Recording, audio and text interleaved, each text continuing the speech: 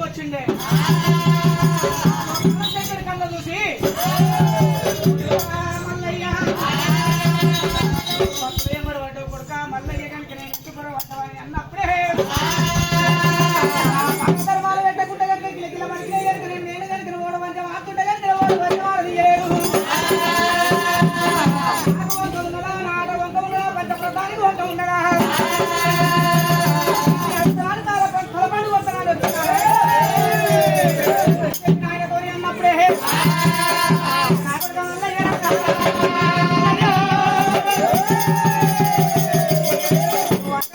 పంచప్రధానికి వంకలేదు